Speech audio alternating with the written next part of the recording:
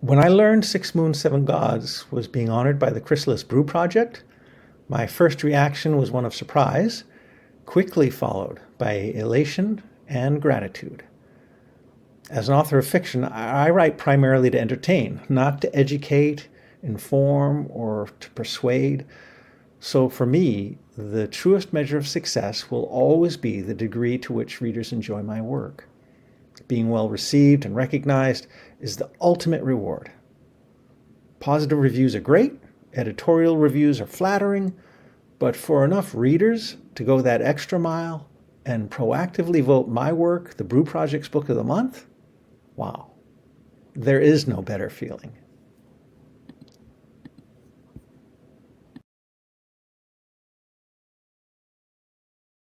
My father was a professional editor, so I guess an affection for the written word has always been in my blood. My second grade teacher read a short story I wrote to my entire class when I was 7, and I was so proud. Talk about inspiration. I've been wanting to write novels ever since, but my career path took me in other directions, and although it required lots of writing and editing, it's only since retirement that I have found sufficient time to write extensively for pleasure. When I did put creative pen to paper, Six Moons, Seven Gods is what flowed out, fantasy, with tinges of grim dark and romance. I didn't sit down thinking, hey, I'm going to write a fantasy novel. But I will say the movie Camelot had a profound impact on me when I was young.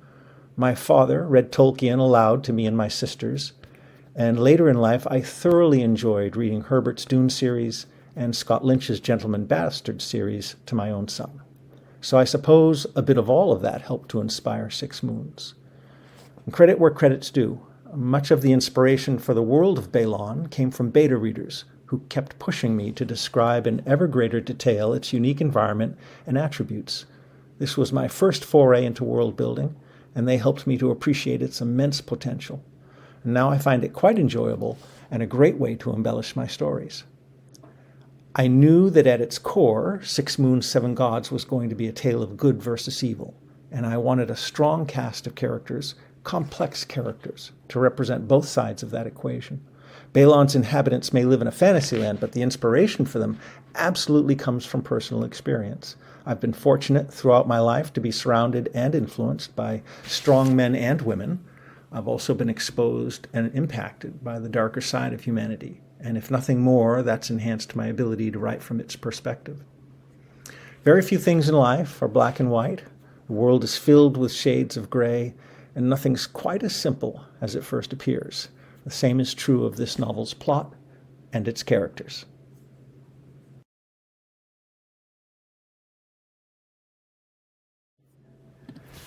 The more I write in close third person, the more I appreciate its strengths. What better way to get to know a book's characters than to see the world from their perspective, to live inside their hearts and minds, to know just what they're thinking. It helps so much to deepen the reader's immersion in the story, and it offers tremendous insight into characters' motivations and intentions. One of my biggest challenges was simply that of growing accustomed to writing in close third person. This was my first experience with it, and my initial attempts were honestly a bit awkward. I wasn't used to limiting myself to one person's perspective at any given time, so it was all too easy to slip into more of an omniscient point of view and write as though I knew everything that was going on. My approach was to try and tell the story exclusively through the minds of its characters, that is, zero information dump or author explanation. So there needed to be sufficient perspectives to allow the narrative to continue, despite one or more characters' absence during specific scenes. From there, it was a matter of repressing the author in me and allowing the characters to take over. It's a bit of a tricky balancing act, you see, because you're paying attention to the writing while at the same time trying to lose oneself in a character. But how else are you going to tell the story the way that character would tell it? Some authors using alternative points of view will write a particular scene more than once, retelling it each time from a different character's perspective. I tried to avoid that with Six Moons, but it posed a separate challenge. When writing an important scene involving several main characters, whose perspective would I use? That choice can make all the difference in the world. Finding the right number of characters to tell the story can be challenging as well.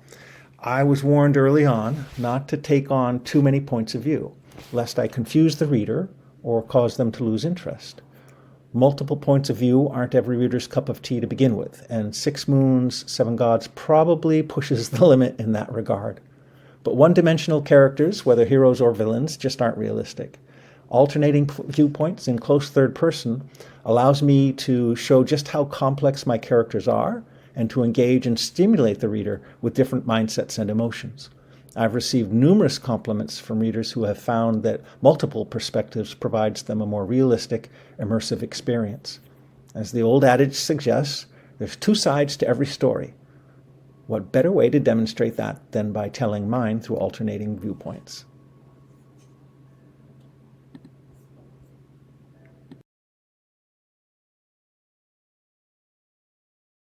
Okay, I'm an introvert by nature, so I don't make friends as quickly or as easily as some. But the friends that I do make, whether two or four-legged, will always be my friends. In my world, good friends don't come and go, they stay with you forever. Loyalty to family is a given, and as long as you're a member of a team, you give it your all. Don't like the way it's managed? Can't stand your teammates? Then quit or join another team. But until then, be loyal. During my tenure in local government, I witnessed people wield power fairly and even-handedly under the toughest of circumstances, sometimes for the public good, other times to improve the working conditions of their staff. But I also watched it be abused for personal gain and or to repress those it was intended to serve. I've suffered lots of loss in my lifetime, none more devastating than the deaths of both my parents this past year. Both lived long lives and died of natural causes, but that doesn't address the void they've left behind.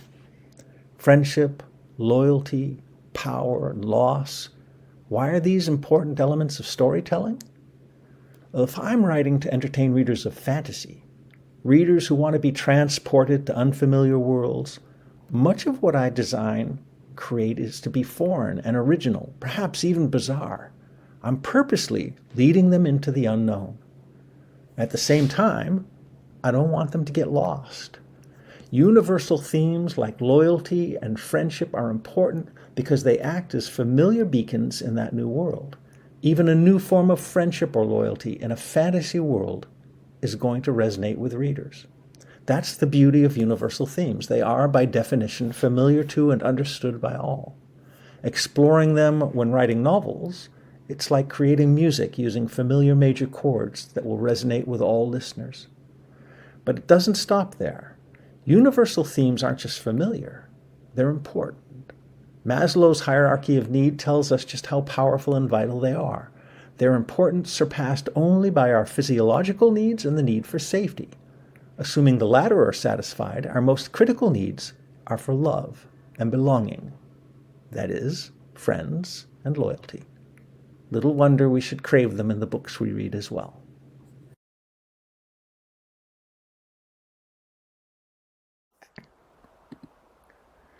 One of my main objectives is to allow the reader to experience as much of the story as possible in real time, to feel more like a witness to what's happening than a person being told what's already occurred or what they should already know. Whenever possible, show rather than tell, right? Let the reader get as close to the action as possible. So I try to limit info dumps, which I think tend to pull the reader out of the here and now, that immersive experience, and put them back into an armchair reading a book. It's like a bad movie, where suddenly the action in the film freezes, and a narrator interrupts to say, "Sorry for this abrupt break in the film's flow, but here's some important background material you'll need in order to appreciate the remainder of the film." Blah, blah, blah. Now, back to the action. It disrupts the viewer's immersive experience, and to make matters worse, much of that blah, blah, blah is often unnecessary and or boring. But I get it. When you tell a story that takes place over the course of more than a day, years in the case of Six Moons, there may well be pieces of informational background critical to the reader's understanding and enjoyment of the story. You can't very well have them along for the entire ride, minute by minute. But I think most of the time there are ways to impart that information while keeping the reader immersed in the here and now. I'm constantly asking myself, How am I going to introduce this information without resorting to an author's explanation? One can find an example of this on the very first page of Six Moons. While immersed in Queen Isidora's mind, the reader is introduced to the Lumax mountain range, an important physical element in the book. The Queen's perspective provides not only a colorful description, but the foreshadowing of future discord in the novel.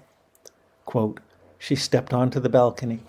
The morning air was crisp and cool, swept from the west by damp winds borne over the Mersal Sea. Far to the east, the towering Lumax mountain range lay like a giant serpent, separating the kingdoms of Aranox and Tagon. She wished it could be made to slither south and provide instead a barrier to the troubled, lawless lands." End quote. The introductory chapter quotes are fun to write, and they do indeed provide another way to inform and entertain the reader without resorting to plain narrative. The following quote helps with Balon's world building by introducing a new creature, but it also tells the reader something about how Rolf was raised. Quote, "If a Borthawk wants the path you're on, you must stand aside and let him have it. He has no brain, so you must think for both. But if he paws the earth and bares his teeth, if the hairs on his back rise, then you must fight to keep the path and use your brain to best him. So it is with loud and angry people. You must treat them like the Borthawk, for they are much the same." End quote. Ribald Aarons to his son Rolf, age 15. In a later chapter, character Raggett Grimes tells us a lot about Balon's town of Fosted, simultaneously giving us insight into his own struggles. Quote, "He breathed easier as they entered Fosted's south end. Here he always felt more comfortable, at ease and in control. The south end was a lot like him, really, always busy, gritty, working hard and barely scraping by, determined to make something of itself, at times confused by its own energy. Always in the shadows of the Palace District, Main Street and Town Square. But truth be told, it was so much more alive and so much more essential. The maze of alleyways and narrow streets was lined by countless shops so tightly pressed together they seemed as one, all sagging in the same direction, like some row of trees bent over time by strong prevailing winds. It was easy to lose oneself in the South End, but being lost felt like being home to Raggett." End quote. So it's really not so much a balancing act as it is an attempt to eliminate exposition wherever possible, make the author invisible, let the characters tell the story. I like to think I've grown as a writer in that regard, so I really appreciate you suggesting it's one of my strengths.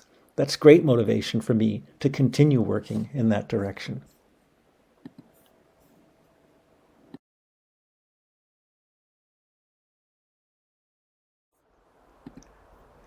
I didn't really see the romance coming. It wasn't preconceived or part of any plot outline. But as the book's main characters developed, I found the relationship between Sybil Dunn and the Godfrey twins becoming so close and personal that it seemed only natural for some sort of romantic connection to be considered, if not realized. The more that began to take shape, the further back in time I went to plant the seeds of what would blossom into a mutual but unprofessed love between two of those characters. I don't consider Six Moons, Seven Gods a romance novel, despite Chick Lit Cafe calling it one of the most sophisticated works of fantasy and romance that we've ever seen. But like a dash of spice adding flavor to a meal, just a touch of romance does enhance the story. It makes the characters more human and relatable, particularly since we're talking about young love, a first love, something most, if not all of us, can relate to.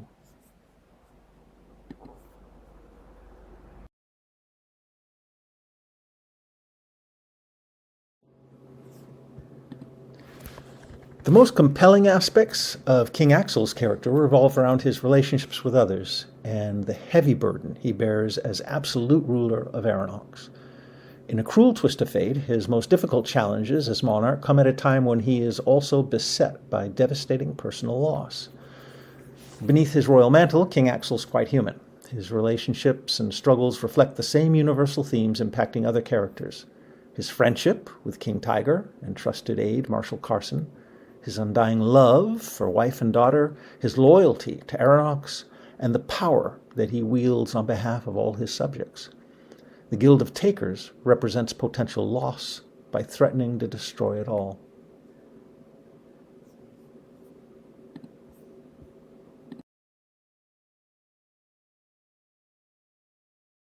The relationship between innovation and familiarity is a true balancing act, one that's constantly being performed in the back of my mind as I write. I look to plot and world building to satisfy the innovation side. I don't want to take a tired story and simply refresh it with new characters. And the world building needs to be sufficient to allow the reader an entertaining escape from their reality. But, and this is the challenge for me, both plot and world building need to be believable. That is, somehow grounded in the reader's own reality, because that's what allows the reader to really immerse themselves in the experience and invest themselves in the characters and their story. I'm not criticizing heavy magic, which often allows a character to escape dire predicaments suddenly and with little explanation. There's an audience for that. It's just not mine. My father was one of my beta readers. He digested each chapter of Six Moons as soon as it was drafted. Midway through the novel, he said to me, "Robert, I really like this Marie Dunn character and her ability to see into the future. But before the story ends, you'd better explain what enables her to do that. And it better be good, because otherwise I'm going to be dissatisfied."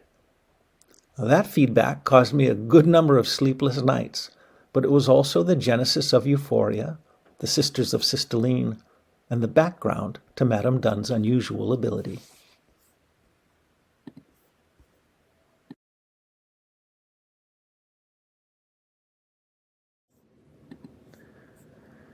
On some level, I suppose everything one writes is at least partially rooted in one's personal background and experiences, whether that's something you've observed, learned, or experienced directly. After decades of living, though, those roots are deep, fibrous, and intricately intertwined, so not every creative thought is easily traced to its origin. And that's not to say I can't identify some obvious influences, starting with my father, the editor. He was the most accomplished wordsmith I've ever met, and his ability to recall and recite relevant works of others in impromptu situations was nothing short of extraordinary. He was heavily involved in theater and filmmaking, and I followed in those footsteps as well. I joined my high school drama club. I gathered neighborhood friends to produce 8mm films. I had my own little dark room, so the creative juices have been flowing since early childhood. I was also an avid reader, constantly visiting the library to pick up another adventure. Ian Fleming and Zane Grey were the first to capture my imagination. But the writings of Frank Herbert and J.R.R. Tolkien, they introduced me to the world of fantasy and were among the most impactful. As a young man touring my mother's homeland, England, I was fascinated by medieval castles, Stonehenge, and the rich history of that country. And while in college, I took elective classes in creative writing as well as human behavior. I've been happily married to the same woman for over 30 years, and together we've raised 3 marvelous children into adulthood. My relationships with family members and friends no doubt color my writing. And let's not forget co-workers and the work environment. You'd be surprised how much drama, intrigue, and suspense one encounters in a decades-long career in local government. More than enough to help fuel fantasy novels, trust me. Lastly, I'd be remiss if I didn't acknowledge music's ability to inspire me. I am, without question, most productive when writing in the dark, listening to my favorite playlist.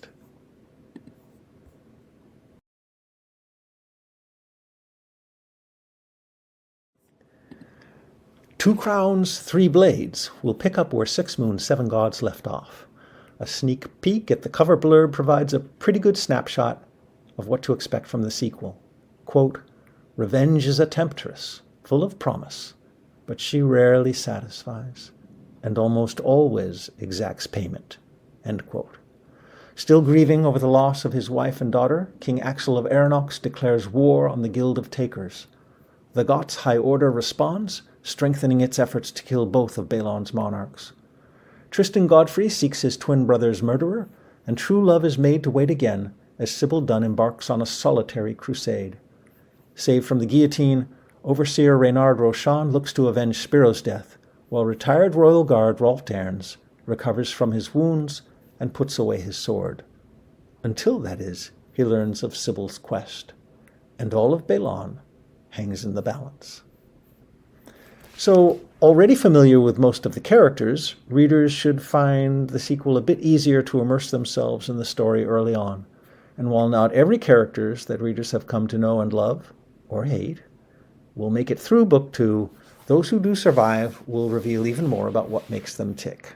Folks interested in the book's progress can subscribe to my newsletter at https://rawalkerwriting.com.